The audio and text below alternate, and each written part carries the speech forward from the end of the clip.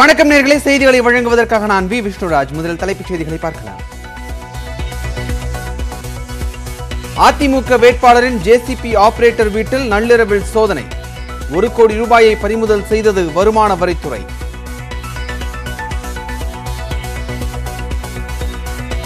வட மாநிலங்களில் உற்சாகமாக கொண்டாடப்படும் ஹோலி திருவிழா.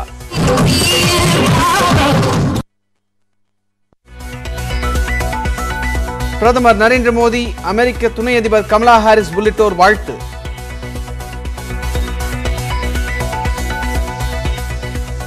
மகாராஷ்டிராவில் இரவு ஊரடங்கால் வெறிச்சோடிய சாலைகள். கொரோனா அதிகரிப்பால் ஊரடங்கை முழுமையாக அமல்படுத்துவது குறித்து அரசு பரிசீலனை.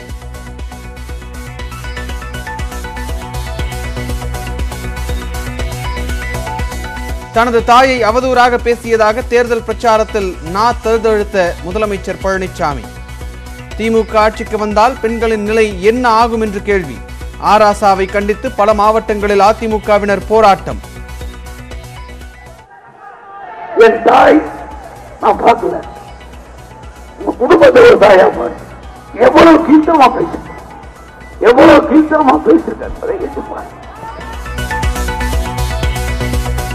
தமிழகத்தில் அதிமுகவின் முகக்கவசத்தை அணிந்து பாஜக செயல்படுவதாக ராகுல் காந்தி விமர்சனம்.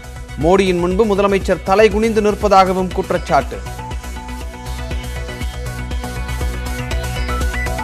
தேசிய அளவில் வலுவான கூட்டணி அமைக்க தலைமையேற்க வேண்டும்.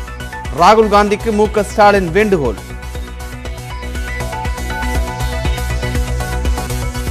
தமிழகத்தில் புதிதாக 2194 பேருக்கு கொரோனா. சென்னையில் மட்டும் 833 பேருக்கு பாதிப்பு.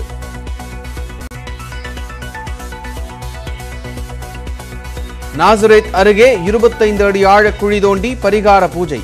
ITI மாணவர் உட்பட 2 மூச்சு திணறி உயிரிழப்பு. சூயஸ் கால்வாயில் சிக்கியுள்ள பிரம்மாண்ட கப்பலை மீட்கும் பணி தீவிரம்.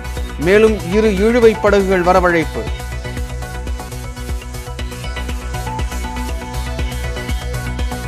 இங்கிலாந்திற்கு எதிரான கடைசி ஒருநாள் போட்டியில் இந்தியா த்ரில் வெற்றி. ஒருநாள் தொடரை கைப்பற்றி அபாரம். மணப்பாறையில் அதிமுக எம்எல்ஏவிடம் ஜேசிபி ஆபரேட்டராக உள்ளவரின் வீட்டில் 1 கோடி ரூபாய் பணம் சிக்கியிருக்கிறது.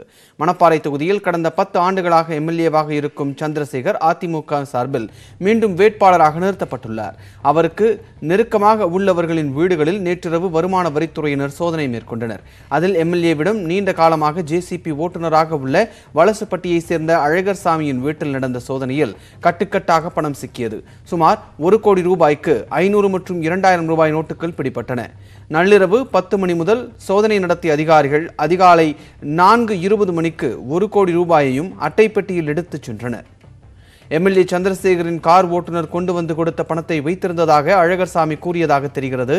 வலசுப்பட்டியை சேர்ந்த தங்கபாண்டியன், கோட்டைப்பட்டியை சேர்ந்த முருகானந்தம் வீடுகளில் நடந்த சோதனைகளில் பணம் எதுவும் சிக்கவில்லை. சென்னையில் அதிமுக முன்னாள் கவுன்சிலர் சின்னையின் வீட்டில் தேர்தல் பறக்கும் படை மற்றும் வருமான வரித்துறை அதிகாரிகள் திடீர் சோதனையில் ஈடுபட்டனர். 1000 விளக்கு தொகுதியில் போட்டியிடும் பாஜக வேட்பாளர் குஷ்புவிற்கு ஆதரவாக வாக்கு சேகரிக்க வந்த சின்னையனுக்கு சொந்தமான தியாகராய நகர் கிரியப்பா சாலையில் உள்ள வீடு மற்றும் அலுவலகங்களில் நடத்தப்பட்ட சோதனைக்கு பிறகு அவர் வருமான வரித்துறை அலுவலகத்தில் நேரில் ஆஜராக சம்மன் கொடுக்கப்பட்டது.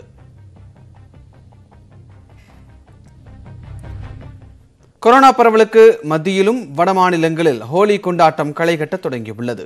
கொரோனா பரவல் மீண்டும் அதிகரித்துள்ளதால் நாட்டின் பல மாநிலங்களிலும் ஹோலி கொண்டாட்டத்திற்கு தடை விதிக்கப்பட்டுள்ளது. இந்த நிலையில் ஹோலி பண்டிகையை ஒட்டி உத்தரப்பிரதேச மாநிலம் மதுராவில் உள்ள கிருஷ்ணர் ஆலயத்தில் அதிகாலையிலேயே குவிந்த பக்தர்கள் வழிபாடு நடத்தினர். தொடர்ந்து ஒருவர் மீது ஒருவர் வண்ணப்பொடிகளை தூவி ஹோலி பண்டிகையை உற்சாகமாக கொண்டாடினர்.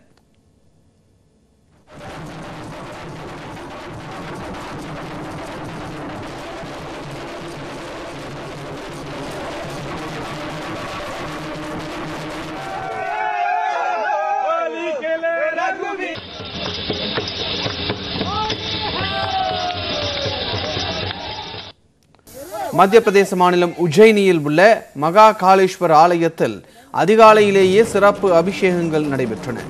தொடர்ந்து இசை வாத்தியங்கள் முழங்க சிறப்பு பூஜைகளும் நடைபெற்றன. கோவிலுக்கு வெளியே சிவன், காளி போன்று வேடமணிந்த பக்தர்கள் பக்தி பாடல்களுக்கு ஏற்றவாறு உற்சாகமாக நடமாடினர். மேலும் வண்ணப்பொடிகளை தூவியும் ஹோலி பண்டிகையை கொண்டாடினர்.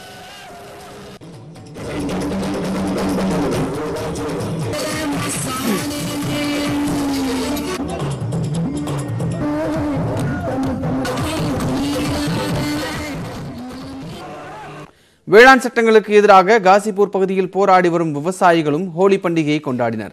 பலவிதமான இசை வாத்தியங்களை வாசித்ததோடு பாத்திரங்களை தட்டியும் அவர்கள் ஒலி எழுப்பினர். தொடர்ந்து விவசாயிகள் அனைவரும் ஒன்று கூடி நடனமும் ஆடினர்.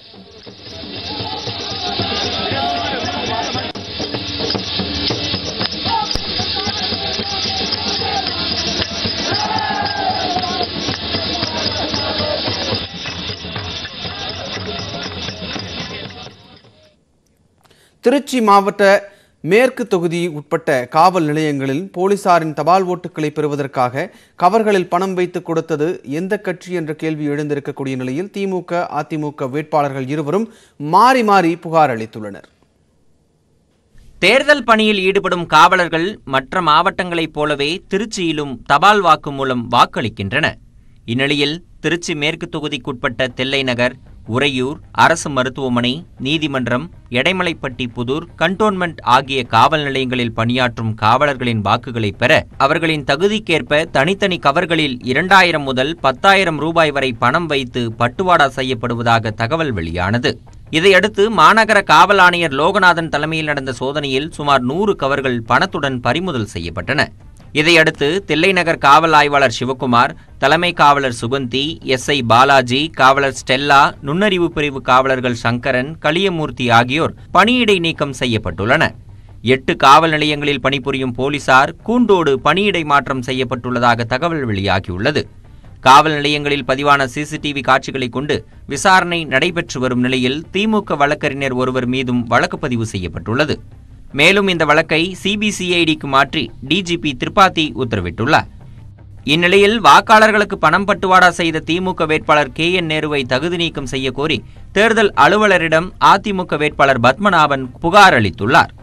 KN நேரு அவர்கள் மேற்கு தொகுதியிலேயே பணப்பட்டுவாடா செய்து காவலர்களுக்கே பணப்பட்டுவாடா செய்தார் என்று சொன்னால், நாளை ஓட்டு எண்ணிக்கையின் போதும் ஓட்டு பெட்டி 1 மாத காலம் தக்க வைத்திருக்கும் அந்த நேரத்திலே வாக்கு நடைபெறும் போதும் காவலர்கள் எப்படி எங்களுக்கு பாதுகாப்பு கொடுப்பார்கள் என்று சந்தேகம் இருக்கிறது. ஆகவே நிச்சயமாக நேருவை கைது செய்ய வேண்டும் என்று எங்களுடைய அனைத்து இந்திய அண்ணா திராவிட முன்னேற்ற கழகத்தின் சார்பாகவும் மேற்கு தொகுதி வேட்பாளர் என்ற முறையில் நான் கேட்டுக்கொள்கிறேன். தகுதி நீக்கம் செய்யும்படி கேட்டுக்கொள்கிறேன். அதிமுக வேட்பாளரின் புகாருக்கு மறுப்பு தெரிவித்துள்ள திமுக வேட்பாளர் KN நேரு மக்களை சந்தித்து வாக்கு பெற முடியாமல் அதிமுக பொய் புகார் கூறி வருவதாக கூறினார்.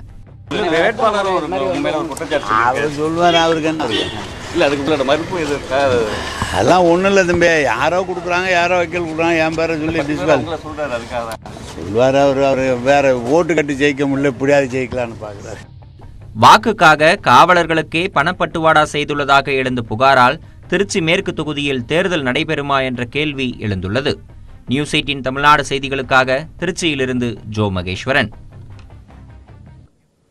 புதிய கதைகளுடன் பார்வையாளர்களை மகிழ்விக்கும் ஹிஸ்டரி டிவி 18 OMG ஏ மேரா இந்தியா நிகழ்ச்சியின் 7வது சீசன் ஹோலி தினமான இன்று இரவு 8 மணிக்கு ஒளிபரப்பாக இருக்கிறது.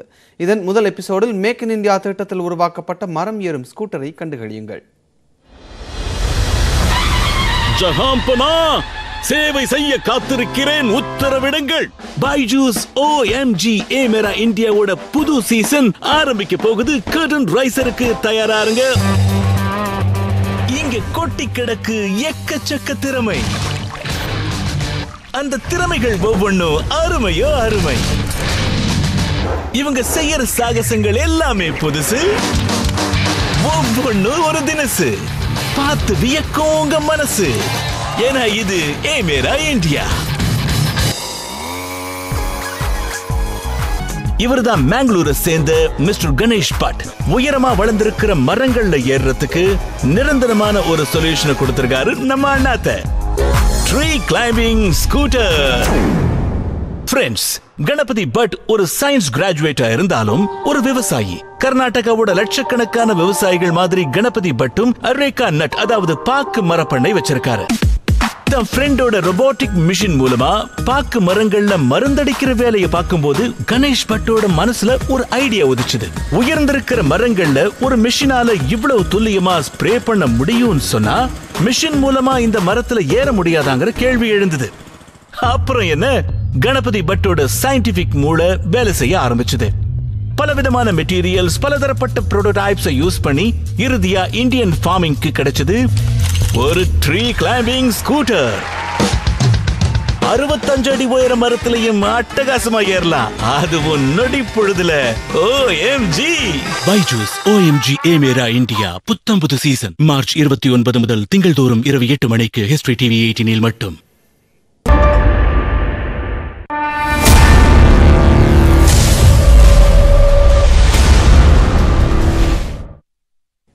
ஆட்சி அதிகாரத்தில் இல்லாத போதே திமுக இளைஞரணி செயலாளர் உதயநிதி ஸ்டாலின் டிஜிபியை மிரட்டுவதாக முதலமைச்சர் எடப்பாடி பழனிசாமி குற்றம் சாட்டியிருக்கிறார். சென்னை கொளத்தூர் தொகுதியில் திமுக தலைவர் மு க ஸ்டாலினை எதிர்த்து போட்டியிடும் அதிமுக வேட்பாளர் ஆதி ராஜாராமை ஆதரித்து முதலமைச்சர் எடப்பாடி பழனிசாமி நேற்று பிரச்சாரம் செய்தார். அப்போது பேசிய அவர், கொளத்தூர் தொகுதியில் ஆதி ராஜாராம் வென்றார் எனும் செய்தி நாடு முழுவதும் ஒலிக்க வேண்டும் என்று கூறினார். 200 தொகுதிகள் கிடைத்து விட்டது என ஸ்டாலின் கூறியதை குறிப்பிட்ட முதலமைச்சர், முதலில் மக்கள் வாக்களித்து அதை எண்ணிய பிறகுதான் முடிவுகள் தெரிய வரும் என்றும், கொளத்தூரில் ஸ்டாலின் வெற்றி பெறுவதே சந்தேகம்தான் என்றும் பேசினார். சட்டம் அனைவருக்கும் பொதுவானது என்ற முதல்வர் ஆட்சியில் இல்லாத போதே உதயநிதி ஸ்டாலின் டிஜிபியை மிரட்டுவதாக சாடினார்.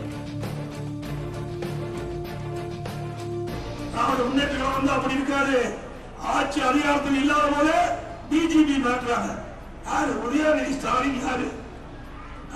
கருணாநிதி ஸ்டாலின் பையன். யாரா இருந்தா என்ன, சட்டம் எல்லாத்துக்கும் பொதுவான. சாமானிய மனிதனுக்கு அதே சட்டம் தான், உயர்ந்த பதவிக்கு அதே சட்டம் தான். சட்டம் என்பது அளவிற்கு பொதுவானது. என்ன பேசுறாரு கூட்டத்தில்? என்னுடைய ஆட்சி வரட்டும், டிஜிபி பாக்குறாங்க. டிஜிபிக்கு அந்த நிலைனா உங்களுக்கு எந்த நிலையில எங்க பாருங்க. நம்மள பாதுகாக்கிறதே காவல்துறை தான். அந்த காவல்துறை தலைவராக டிஜிபி அவருக்கே பயப்பட விடுவாங்கன்னா மக்கள் புரிஞ்சுக்க. முன்னதாக திருவொற்றியூரில் பிரச்சாரம் செய்த எடப்பாடி பழனிசாமி, முதலமைச்சரின் தாயே கீழ்த்தரமாக பேசும் திமுக ஆட்சிக்கு வந்தால் தமிழக பெண்களின் நிலை என்ன ஆகும் என்று கூறி கண் கலங்கினார். உங்களைப் போல் நானும் ஒரு சாதாரண குடும்பத்தில் வளர்ந்தவன் தான் என்று தழுதழுக்க முதலமைச்சர் பேசினார்.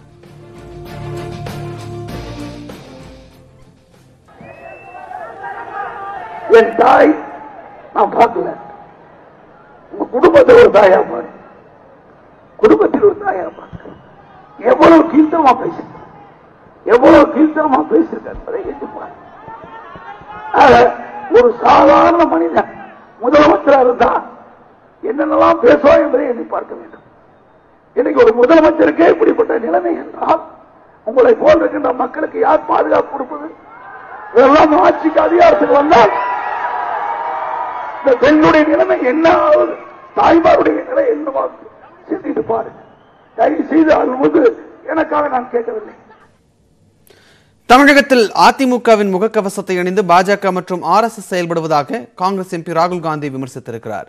தேசிய அளவில் வலுவான கூட்டணியை அமைத்து தலைமை ஏற்குமாறு ராகுல் காந்திக்கு திமுக தலைவர் மு க ஸ்டாலின் அழைப்பு விடுத்துள்ளார்.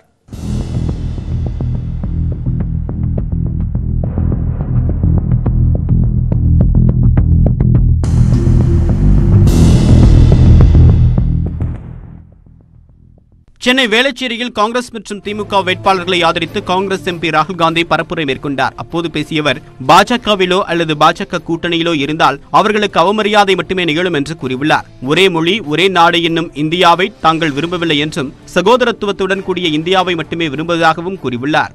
தமிழக முதலமைச்சர் எடப்பாடி பழனிசாமி விருப்பம் இல்லாவிட்டாலும் நேர்மையை இழந்ததால் அமித்ஷாவின் காலில் விழுவதாகவும் அவர் விமர்சித்தார்.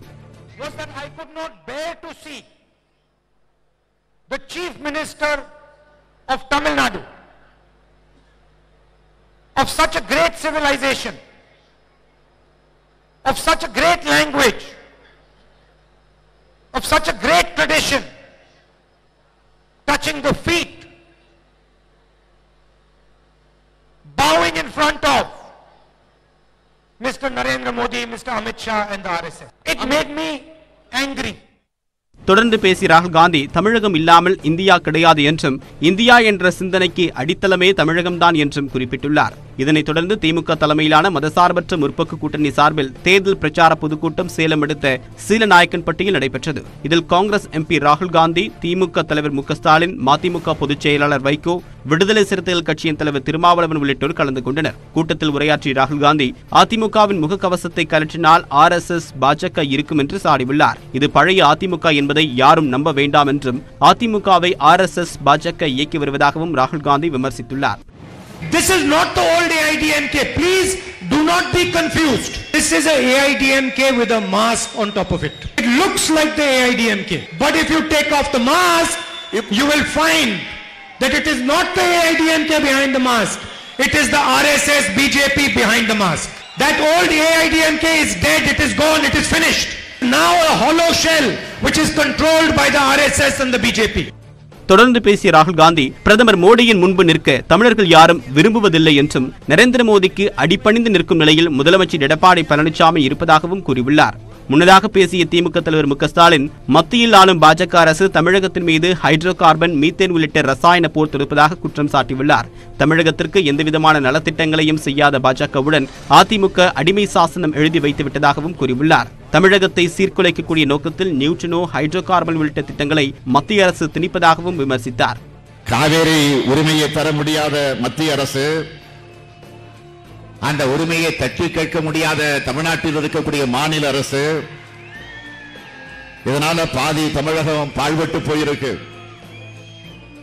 Hydro carbon, methane, neutrino, Kudankulam போன்ற அணு உலைகள், சேலம் 8 வழிச்சாலை, இவையெல்லாம் மத்திய அரசு தமிழகத்தின் மீது நடத்தக்கூடிய ரசாயன தாக்குதலாக அமைந்திருக்கிறது. இயற்கை சீற்றங்களின் போது தமிழக அரசு கோரிய நிதியை மத்திய அரசு முழுமையாக வழங்கவில்லை என்றும் மு க ஸ்டாலின் குற்றம் சாட்டியுள்ளார். சேலம் பொதுக்கூட்டத்தில் பங்கேற்ற பின் எடப்பாடி சட்டப்பேரவை தொகுதியில் முதலமைச்சரை எதிர்த்து திமுக சார்பில் போட்டியிடும் வேட்பாளர் சம்பத்குமாரை ஆதரித்து மு க ஸ்டாலின் வாக்கு சேகரித்தார். அப்போது எடப்பாடி சட்டமன்ற தொகுதிக்கு உட்பட்ட கொங்கனாபுரம் பகுதியில் 1 கிலோமீட்டர் தூரம் சாலையில் நடந்தே சென்று திமுகவிற்கு ஆதரவு திரட்டினார். வழிநெடுகிலும் திரண்டிருந்த தொண்டர்கள் அவருக்கு உற்சாக வரவேற்பு அளித்தனர். மேலும் எடப்பாடி பேருந்து நிலையம் அருகே உள்ள பேக்கரியில் தொண்டர்களுடன் தேநீர் அருந்தி வாக்கு சேகரித்தார். தொடர்ந்து செய்திகளை உடனுக்குடன் தெரிந்து கொள்ள இணைந்திருங்கள். இது நியூஸ் 18 தமிழ்நாடு.